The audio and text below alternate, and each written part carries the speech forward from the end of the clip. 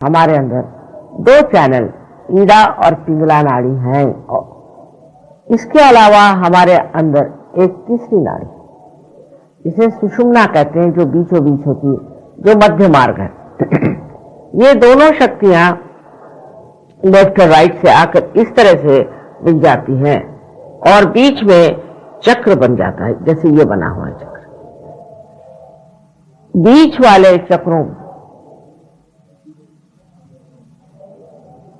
के अंदर हमारी शारीरिक, मानसिक, बौद्धिक, सांस्कृतिक, यहाँ तक कि हमारी आध्यात्मिक सारी ही उन्नति बसी हुई। जब ये चक्र किसी तरह से खराब हो जाते हैं या इनकी शक्ति कम हो जाती है, नष्ट हो जाती है, तब हमें अनेक तरह के विकार हो जाते हैं, शारीरिक, मानसिक, बौद्धिक और आध्यात्मिक। तो ये जो हमारे अंदर एक बड़ी सूक्ष्म तंत्र की तरह बना हुआ, लेकिन तांत्रिक और हम लोगों में ये फर्क है कि तांत्रिक इस तंत्र के बारे में कुछ नहीं जानते और झूठ मूठ में वो लोग अपने को कहते हैं कि हम तांत्रिक हैं और हम ये कार्य करते हैं, वो कार्य करते हैं। पर अधिकतर तांत्रिक जो है वो भूत विद्या को इस्तेमाल करते हैं और उस भूत विद्या से वो लोगों को मेस्मराइज करते हैं। मोहिनी विद्या जिसे हम कहते हैं, इनके लिए प्रेत विद्या, श्मशान विद्या आदि अनेक नाम। अब हमारे अंदर जो ये शक्तियां हैं तीन, उसके अलावा हमारे अंदर एक चौथी शक्ति। जब तक हम मनुष्य नहीं हुए तब तक इस चौथी शक्ति का प्रादुर्भाव नहीं, तब तक हमारी ये तीन शक्तियां कार्यान्वित रही और जो जो हमारी उन्नति होती रही, प्रगति होती रही, हमारे कहना चाहिए एवोल्यूशन में, वो पूरी तरह से इन तीन शक्तियों के द्वारा चलती रही। जैसे कि पहली शक्ति है इच्छा शक्ति, दूसरी शक्ति है कार्य शक्ति और तीसरी शक्ति जो है जिसे हम कह सकते हैं कि दोनों का समन्वय या संतुलन, या जिसे हम कहेंगे कि मध्य मार्ग। धीरे धीरे मनुष्य आज इस स्थिति में पहुंच गया कि वो इस कलयुग में बहुत परेशान।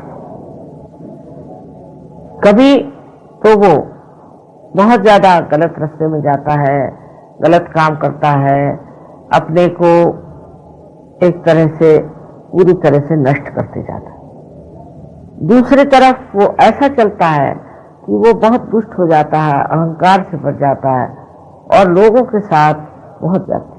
इसका उदाहरण एक समझ लीजिए, एक हिटलर।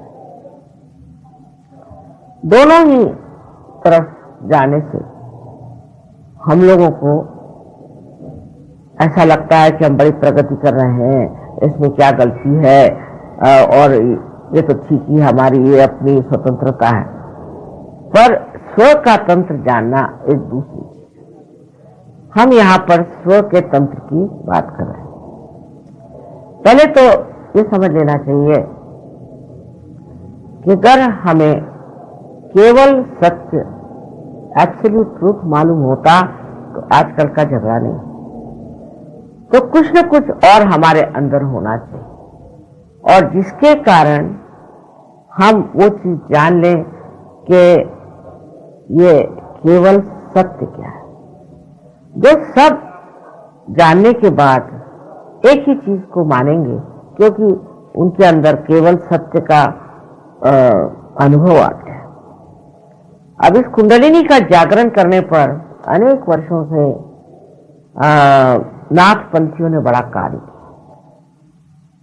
नाथपंथियों के ये कार्य में एक प्रणाली थी, एक परंपरा थी कि एक गुरु एक ही शिष्य को जागृति देता था और एक ही शिष्य पे मेहनत करता था। और कभी कभी ये शिष्य भी गलत रास्ते पे चले जाते थे और जो वो कहते थे वो नहीं मानते थे।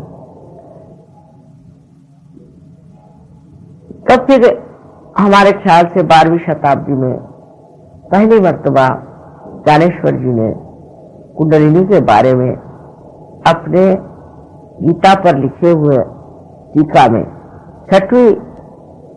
6वें अध्याय में पूरी तरह से, जैसे कहना उस जमाने के लिहाज से पूरी तरह से कहा हुआ।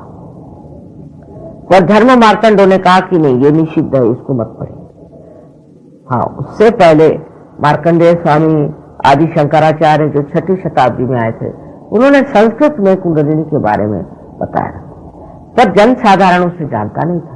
दूसरा ऐसे कि ये कार्य ही जब एक ही आदमी एक के साथ करेगा तो वो जनसाधारण में पहुंचता है। उसके बाद अनेक धर्म संसार में और फैल भी गए बहुत ज्यादा, पर कुंडलिनी के जागरण के बगैर कोई सा भी धर्म फलीभूत नहीं हो, क्योंकि जो धर्म मनुष्य करता है वो बाह्यता होता है। हर तरह के उपकरण, हर तरह की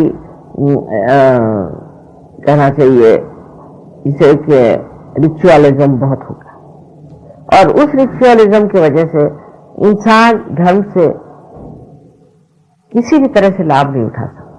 इसीलिए आज हम देखते हैं कि मनुष्य को धर्म के बारे में कुछ कल्पना नहीं। एक कहेगा कि मैं ईसाई हूं, एक कहेगा मैं मुसलमान हूं।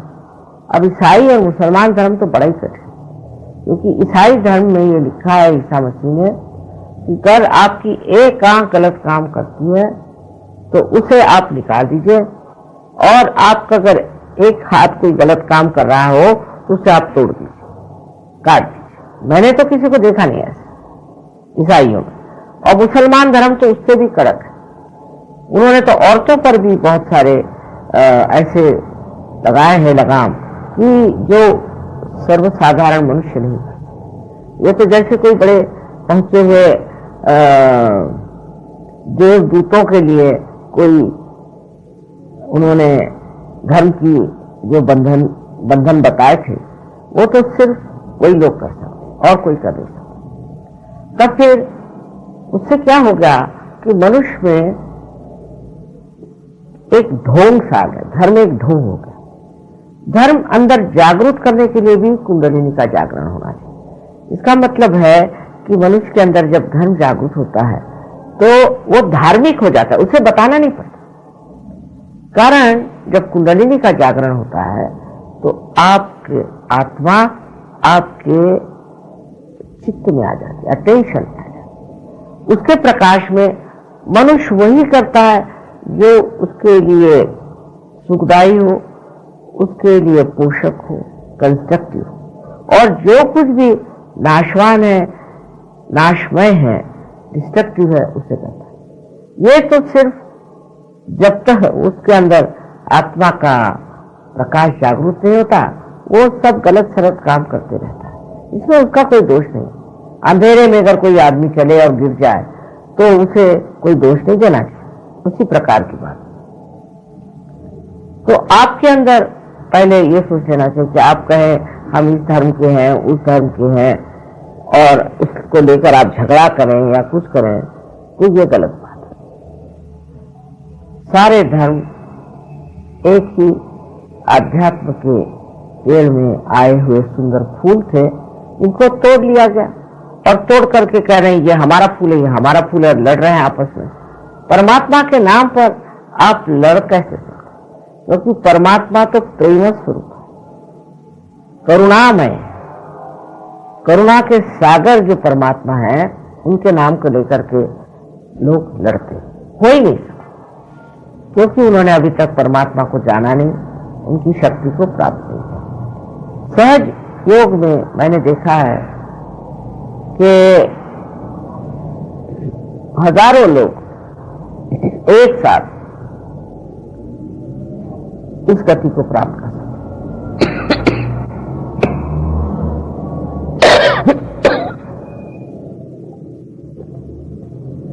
बड़े आश्चर्य की बात, पहले जब मैंने कार्य शुरू किया तो सिर्फ एक स्त्री से शुरू किया और उसके बाद और 12 लोग पार हो गए।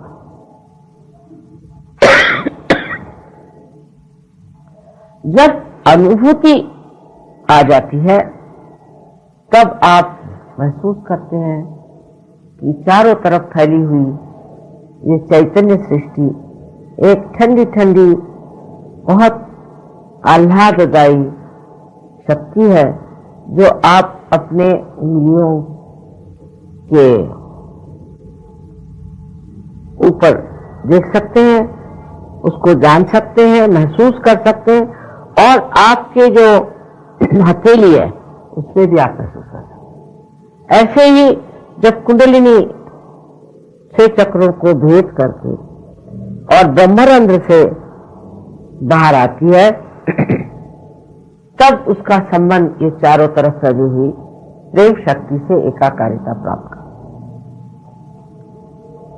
जब तक आपका कनेक्शन ही नहीं हुआ तब तक आप किस तरह से जान सकेंगे कि ये प्रभु की शक्ति प्रेम की क्या चीज है। और आज ऐसा समय आ गया, ऐसी कोई विशेष बात है आज का कि इतने लोग परमात्मा को खोज रहे हैं, सत्य को खोज रहे हैं। ऐसा कभी भी नहीं हुआ था। और उस खोज में जब उन्हें अनुभूति आ जाती है और जब वो अपनी ओर नजर करते हैं तो उन्हें आश्चर्य होता है कि मैं कल इस कदर शराबी था, ये करता था, वो करता था और ये सारा मेरा जो कुछ भी जीवन में एक बड़ा भारी कर्तव्य बना हुआ था वो एकदम कैसे छूट गया। मैंने ऐसी कौन सी बात की कि छूट गया।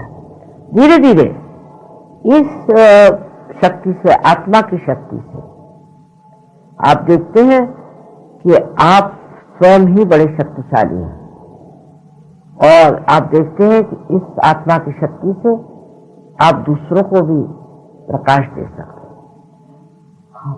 हमने देखा है लोग बहुत से पहले स्टेज पर भी जाने के लिए डरते थे, अब तो बड़े बड़े वक्ता हो गए। जो लोग कभी कविता करना नहीं जानते वो कविता करने लग गए। बड़े बड़े गाने वाले लोग हैं, म्यूजिशियंस हैं और बहुत सारे चित्रकार लोग हैं, वो कहां से कहां पहुंच गए। ये तो सिर्फ एक सृजन शक्ति की बात मैं कर रहा हूं, पर अनेक शक्तियां हमारे अंदर हैं जिन्हें हम नहीं जानते और वो आत्मा के प्रकाश में जागरूक होकर के कार्यान्वित होते हैं। हम लोग अपने बारे में जानते ही नहीं। असल में हम कहते हैं ये मेरा हाथ है, ये मेरी नाक है, ये मेरा सर है, ये मेरी बुद्धि है और ये मेरा विचार है। तो ये मेरा जो कह रहे हैं ये कौन है? ये अगर पूछा जाए कि मैं कौन हूं, उसका जवाब नहीं। लेकिन जब आप कुंडलिनी से जागरूक हुए और ब्रह्मरंध्र को छेदते हुए इस चारों तरफ फैली हुई प्रेम सृष्टि से एकाकारिता प्राप्त करते हैं, तब आपके हृदय में बसा हुआ आत्मा भी आपके चित्त में प्रकाशित हो जाता है। तब आप समझते हैं कि मैं ये शरीर, बुद्धि, मन, अहंकार आदि उपाधि नहीं हूं, मैं स्वयं शुद्ध आत्मा। तब आपका एक बड़ा भारी सत्य जो बड़ा गोपनीय रहा आपके सामने आ जाता है। आप जानते नहीं कि आप आत्मा हैं, पर जब ये घटित हो जाता है तो उसका बोध आपके नाम। अब शब्द बोध बहुत जरूरी है। ये संस्कृत का शब्द है बोध। बोध से ही बुद्ध हुआ। माने ये कि आपकी जो सेंट्रल नर्वस सिस्टम है उस पर आप महसूस करते हैं इस शक्ति, उस पर आप अपने चक्रों को महसूस कर सकते हैं, आपके उंगलियों को, उस पर आप दूसरों के चक्रों को भी महसूस कर सकते हैं। अगर आप अपने चक्र ठीक कर सकते हैं तो आप दूसरों को भी कर सकते हैं। यहाँ बैठे बैठे आप चाहे कोई मर गया हो और या कहीं बहुत विदेश में रह रहा, उसके भी चक्र जान सकते, सबके चक्रों के बारे में जानकारी हो जाती। आप उंगलियों के ऊपर ही जान सकते हैं कि इस आदमी को क्या तकलीफ है। सब वही बात कहें, उसमें कोई वाद विवाद नहीं, कोई झगड़ा नहीं, क्योंकि आपके पास केवल सत्य है। और इसको जानने के बाद बहुत से लोग, आज ही एक साहब मुझे बताने आए थे कि वो तो उनका कैंसर ठीक हो, और मैंने कहा क्या किया? कुछ नहीं, हाँ मैंने तो थोड़ा सा सहयोग का जो कैंसर का इलाज है वो किया और उससे मैं ठीक हो गया। और सबने कहा था कि तुम तो मर जाओगे, और यहाँ तो मैं बिल्कुल ठीक हो गया। तो इसमें मेरी विशेषता है इसे प्राप्त, और विशेषता ये है कि आप जानते हैं ये क्या है, सब कुछ आप जानते हैं। सहयोग में कोई चीज छिपी नहीं, ये कोई गुप्त ऐसा ज्ञान नहीं है, हर एक चीज सहयोग की आप जान सकते, जितना आप जानना चाहे वो जान सकते। तो पहली बात तो ये है सत्य की कि आप शुद्ध आत्मा है। दूसरा सत्य ये है कि चारों तरफ हमारे एक अदृश्य सूक्ष्म परमात्मा की प्रेम शक्ति है जो कार्यान्वित करती है। अब उससे किसी भी नाम से कहें, जैसे कुरान में इसे रूह कहते हैं, किसी बाइबल में इसे full drinks of the Holi ghost कहते हैं, और किसी धर्म में भी आप जाइए तो चैतन्य और परम चैतन्य आदि बहुत सारी चीजें अपने शास्त्रों में भी गई। और अगर पातंजलि योग में आप देखें तो इसे उन्होंने ऋतंभरा प्रज्ञा कहा है। तो जिससे ऋतु बदलते हैं, जिससे फूल निकलते हैं, जिससे जितनी भी जीवित कार्य की प्रणाली है वो सारी घटित होती है, वो यही शक्ति है। तो उस शक्ति से आपकी एकाकारिता हो जाती है और वो आपके अंदर कार्य करती है। उसके बाद आप धीरे धीरे परिवर्तित होने लग जाते, आपका जीवन संतुलन में आ जाता है और आपको अपने हाथ में ही सब चीज मालूम हो जाती कि आपकी कौन सी शिकायत है। जैसे लोग आके मुझसे कहेंगे कि माँ हमारा आज्ञा पकड़ा, माने क्या कि हमारे अंदर अहंकार आ रहा है, उसको अपनी काली। पर ऐसे कोई कहेगा कि मेरे अंदर अहंकार है? कोई नहीं कहने वाला। और जब ये स्थिति हो जाती तो मनुष्य अपने को देखता है कि मेरे अंदर कौन सा दोष है, क्या है, कैसे मुझे ठीक। और ये जब हो जाता है तब सामूहिकता में बड़ा कार्य होता है। सामूहिकता में ऐसा कार्य होता है कि एक नया ही सिलसिला चलता है। अब लोग हैं रशिया में, वो भी आत्म साक्षात्कारी है, इंग्लैंड में है वो भी है, जापान में है, हर जगह। और वो सब एक चीज जानते हैं अपने बारे में और दूसरों के बारे में कि इनको क्या शिकायत है और हमें क्या शिकायत और इसे कैसे करना चाहिए। सब एक ही भाषा बोलते हैं, वो है चक्रों की भाषा। और इस तरह से एक नया युग मुझे दिखाई दे रहा है, सामने आ रहा है। अब इसमें आप पैसा ऐसा नहीं दे सकते। समझने की बात है कि कोई सी भी जीवित कार्य के लिए हम लोग पैसा नहीं दे सकते। अगर कोई बीज है उसको अगर हम जमीन में डालते हैं तो उसके लिए कोई जमीन को हम पैसा नहीं देते। उसी प्रकार ये एक जीवित कार्य, और इस जीवित कार्य के लिए आपको कुछ पैसा देना नहीं है। और अगर कोई पैसा मांगता है तो पहले समझ लीजिए कि ये ठगबाजी। इसमें मैं ऐसा कहूंगी कि हम आज मनुष्य हुए उसके लिए हमने किसे पैसे दिए। तो अगर हम एक आध्यात्मिक स्वरूप से आ जाएं उसके लिए हमें किसे पैसे दें। हाँ ये ठीक है कि आप कोई हॉल ले रहे हैं तो उसका पैसा दे दीजिए या किसी ऐसी चीज को पैसा दें, पर अगर आप चाहें इस कार्य के लिए कोई पैसा नहीं दे। अगर मनुष्य इतना ही समझ ले कि इसका पैसे से कोई संबंध नहीं है और भगवान को मालूम ही नहीं पैसा चीज क्या होती है और बैंक क्या होती है, अगर ये बात समझ ले तो अधिकतर जो गलत किस्म के आजकल गुरु निकल आए हैं वो सब ठिकाने गए। अब तो धर्मों में भी, धर्म भी जो है वो मनी ओरिएंटेड हो गया। या तो वो पावर ओरिएंटेड हो गया और या तो वो मनी ओरिएंटेड है। हर एक चीज में आप इतना पैसा रखिए तो हम भगवान के पास चिट्ठी लिख देंगे, वो आपका सब ठीक है।